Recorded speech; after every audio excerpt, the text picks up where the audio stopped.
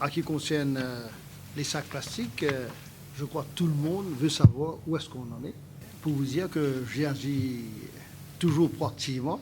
On a déjà fait ce qu'il fallait faire en termes de constat, de visu de ce qui se passe. Et là, on a vu quand même qu'il y a eu un niveau de compliance bien élevé. Et je dois dire qu'au niveau de l'enregistrement, des gens qui vont produire des sacs biodégradables, et les gens se font enregistrer actuellement. Et bientôt, vous aurez en grande quantité, en volume nécessaire, les sacs en plastique biodégradable. Au niveau des supermarchés, Super U, excellent, pas de problème. Au niveau d'autres supermarchés, ok, acceptable. Mais au niveau je dirais, de façon d'interpréter les normes établies, on a eu quelques problèmes.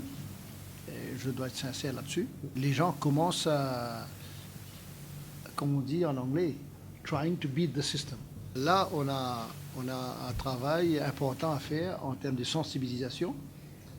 Et je tiens à souligner ici que nous allons bientôt émettre, à travers notre système de communication, les annonces nécessaires là-dessus. En général, au niveau des membres du public, je dois dire response R5. C'est-à-dire que la réception a été très bonne, je dirais, et ça nous encourage. Ça reflète aussi que la population apprécie énormément les démarches du gouvernement. Ça nous prouve aussi qu'on a le soutien de la population. On a quelques problèmes au niveau des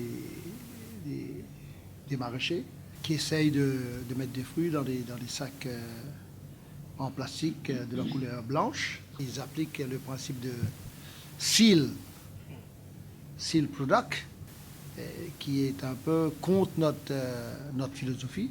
Je dois dire, nous, on a quand même une idée très claire là-dessus.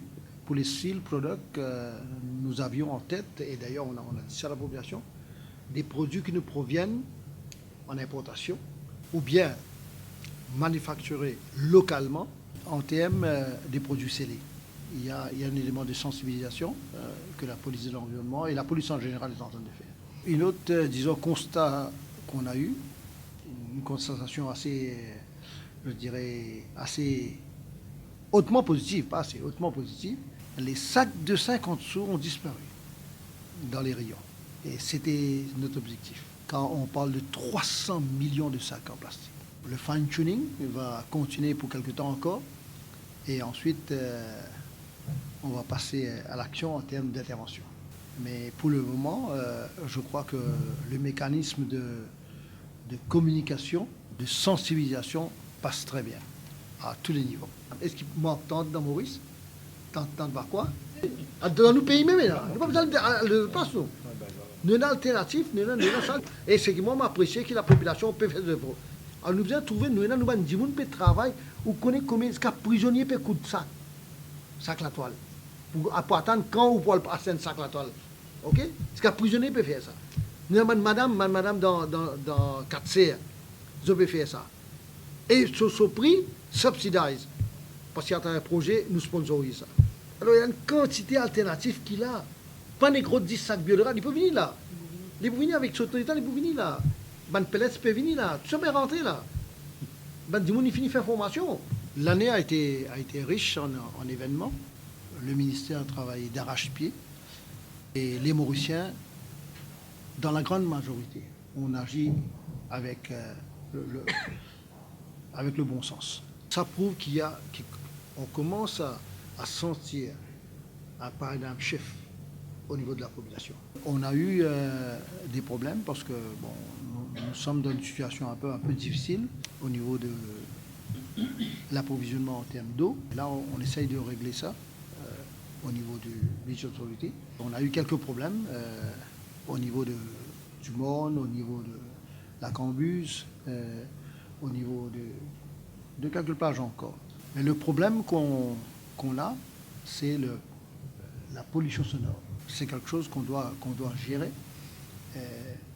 Et nous arrivons incessamment avec des amendements nécessaires au niveau des sanctions, law enforcement, au niveau de la pollution sonore, plus prononcée. On a ouvert notre centre d'enfouissement à Marchicos, y compris notre transfer station. Les jours, on a pu gérer une situation qui était dans le passé, je dois dire, une situation assez conflictuelle et assez dérangeante en termes je dirais, des effets néfastes à l'environnement. En termes de la police de l'environnement, je dois dire, ils ont été à pied d'œuvre. Et là aussi, on a eu des réponses très positives. Le travail était bien fait.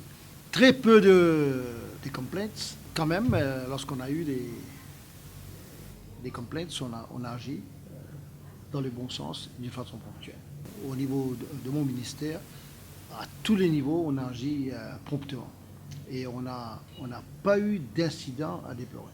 Et bien sûr, il y aura un événement de taille à qui concerne la plantation des Embellishing and Grading of Mauritius, Africa and Planters. On va doubler notre effort concernant la participation collective. Et nous allons venir avec une nouvelle formule dans les jours à venir. Tout commence avec une victoire électorale massive. Et quelques jours après, il réussit à gérer la saison 2014-2015 des cyclones et des grosses pluies. Il a passé le cap de cette saison très challenging, des inondations, etc., sans aucune perte de vie. On a fait un bilan, on a fait un tour d'horizon. Vous allez voir qu'on parle aussi de 2015 à 2016, des projets, des grandes lignes de son action en 2016. Et moi, je vous prédis qu'il y aura un miracle environnemental à Maurice. C'est dans le bilan de notre ministre, un centre de refuge de conception très moderne. On n'a que des centres sociaux, des bâtiments aujourd'hui qui ne sont pas appropriés pour recevoir des réfugiés. Et le premier centre de refuge sera fait ici, à Quatre-Sœurs. Donc il y a eu aussi le tree planting dès janvier 5. Il entre en fonction. Mi-décembre, immédiatement il a la saison des pluies. Il s'en sort en masse après des inondations extraordinaires, sans perte de vie humaine, avec très peu de pertes mobilières. On a aussi fait la liaison avec la Réunion et on a été à Rodrigue. Donc il y a aussi un travail d'envergure régionale, aussi bien que mondial, planétaire, international et aussi national. On va faire un millier pour que ça entre dans tous les secteurs avec qui on travaille. On a plusieurs NGOs, d'ailleurs, affiliés à mon ministère. Il nous faut envoyer ça dans tous les ministères, avec les gens qu'on travaille, dans des librairies, tout ça. Alors on a pensé de faire sortir 1000 copies.